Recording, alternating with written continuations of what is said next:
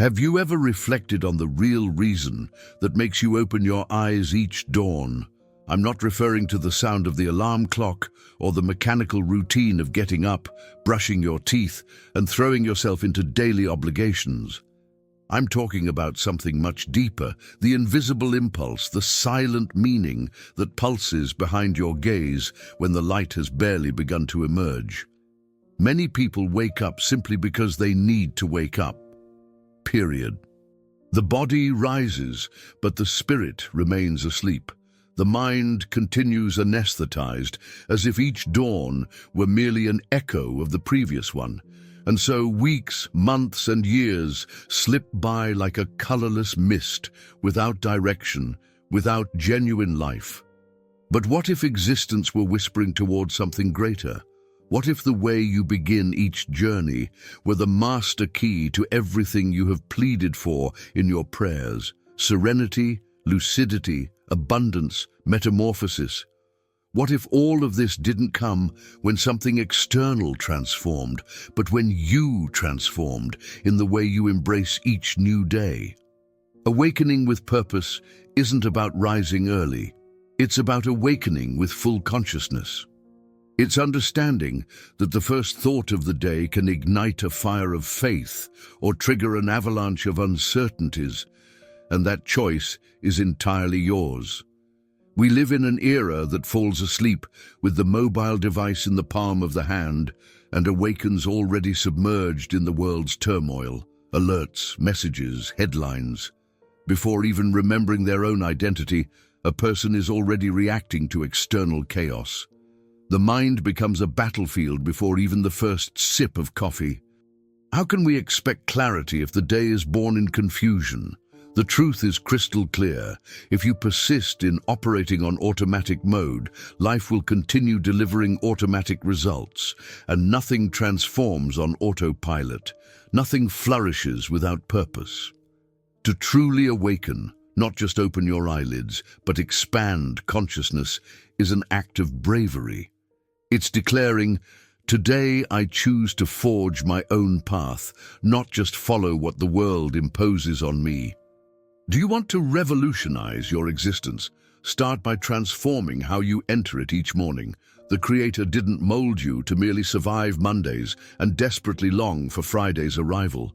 He created you to live journeys filled with meaning, even on seemingly ordinary days. But this demands a daily pact with your essence, a reunion with your true nature. And this reunion often is born in the morning silence, in that sacred space where no one has yet claimed your attention, where no demand has been established. It's there that the divine communicates most. It's where he reminds you who you are, who you can become, and what is being prepared especially for you. It's there, before the tumult, that clarity is born. The Holy Spirit doesn't shout, he whispers, and only those willing to silence the world to hear their own soul can listen. Are you ready? Everyone yearns for transformation, but few are willing to wake up earlier to seek it. And it's not about heroic effort, but a genuine step, rising with intention, sitting in silence, breathing deeply, and declaring to yourself, today, I choose to be completely present. If you long for a new life, begin with a new dawn.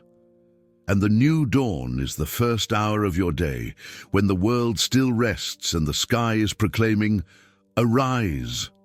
The scriptures already revealed this. It's written in Isaiah 61, arise, shine, for your light has come and the glory of the Lord rises upon you. This isn't just an inspiring phrase, it's a summons, a spiritual command to cease dragging yourself and begin to radiate, to stop hiding behind justifications and embrace life with faith and determination. Because the light has already arrived, the opportunity is already dawning, but only those who are truly awake will see it. Perhaps you say, but I don't have energy for this. My life is too chaotic. And I understand you, but it's exactly why this change is so vital, because chaos will only quiet when you begin the day with consciousness. Your past may have been turbulent, but your tomorrow's awakening can inaugurate a new chapter. a chapter of presence, clarity, and determination. The true miracle begins when you decide you're no longer going to wake up in survival mode. You're going to wake up with purpose. You're going to wake up with faith. You're going to wake up with God. And this transforms absolutely everything. Your morning can become your personal transformation laboratory. You don't need 3 hours daily. You can start with 30 minutes. But what matters isn't the duration, it's the intention. It's what you decide to cultivate in this small, sacred space. Imagine awakening and, before any distraction, dedicating 5 minutes to absolute silence. Closing your eyes, breathing deeply, and simply existing in the present. You'll notice how noisy your mind is. Over time, you'll also notice how much this noise can be quieted through practice, focus, and surrender. Then imagine declaring with conviction who you are, not who others say you are, but who God declares you are. Looking in the mirror and affirming, I am capable, I am guided, I am chosen, I am evolving. These words aren't magic, they are seeds, and everything repeated with faith and action flourishes. Next, visualize, not as an escape from reality, but as faith materialized in images. See yourself making wiser decisions, speaking with greater discernment, becoming someone more solid. See what God sees when He looks at you, a son or daughter who carries power, courage, and purpose. And if you read at least one scripture verse or a page from an uplifting book, you'll be nourishing your mind with something eternal, not disposable. You differentiate yourself from the crowd that awakens being fed by gossip, tragedies, and distractions. Writing is another transformative step, pouring your most intimate thoughts onto paper, noting your goals, your dreams, your gratitudes, recording what God is showing you within. This cleans the mind, organizes the soul, and strengthens the spirit. And finally, move your body. Walk, stretch, do brief exercise. The body is a temple.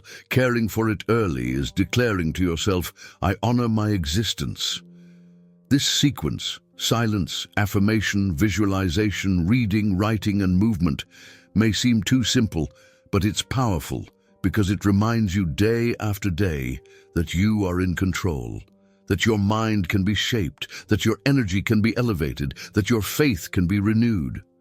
The Bible reveals that even Jesus maintained a morning routine. It's written in Mark 1:35, very early in the morning, while it was still dark, Jesus got up, left the house, and went off to a solitary place where he prayed.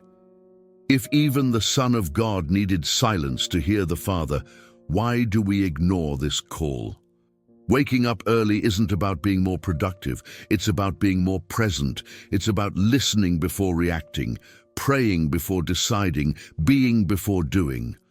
Our greatest enemy today isn't lack of time, it's lack of direction.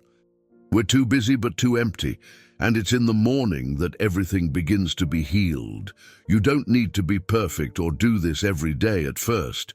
You just need to decide you're going to start. That you're going to build this daily altar, that you're going to prepare your mind and heart to live with more truth. Because when you wake up and connect with God before connecting with the world, everything transforms. You begin to choose better. You begin to speak with more wisdom. You begin to act with more faith.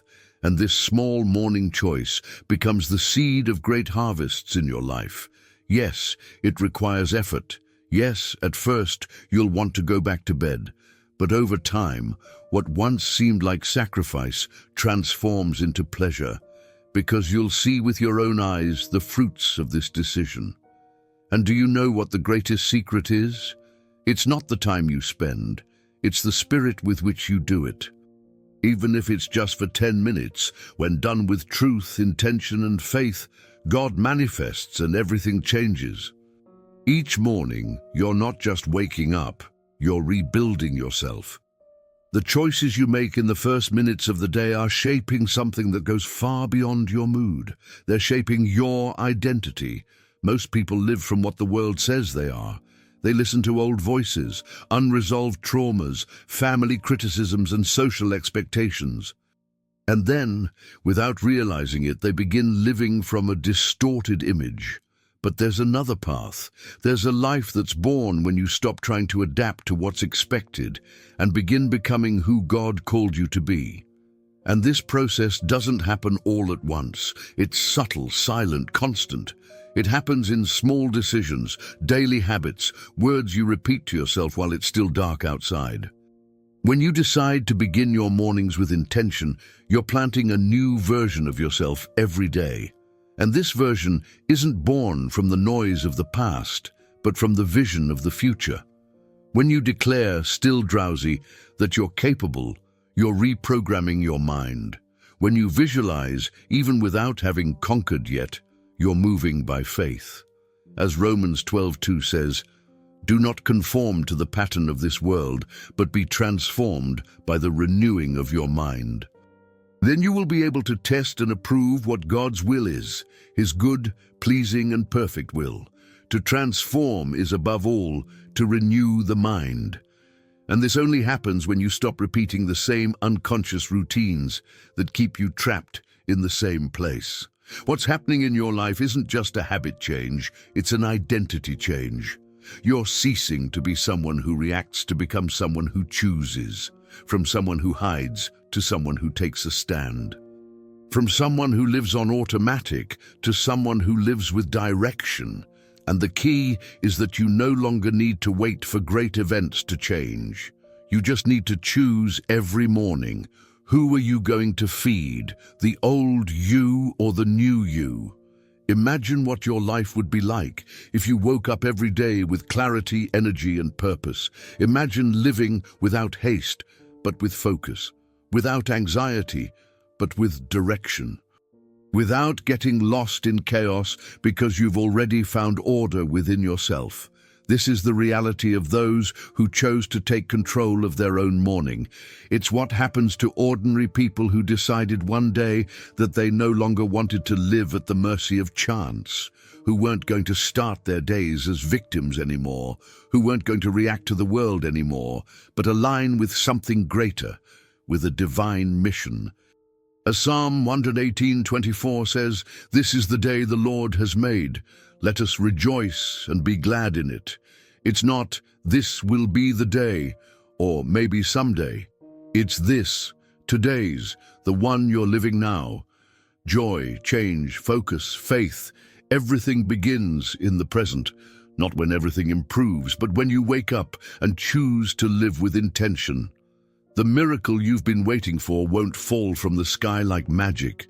The miracle begins when you transform the way you wake up.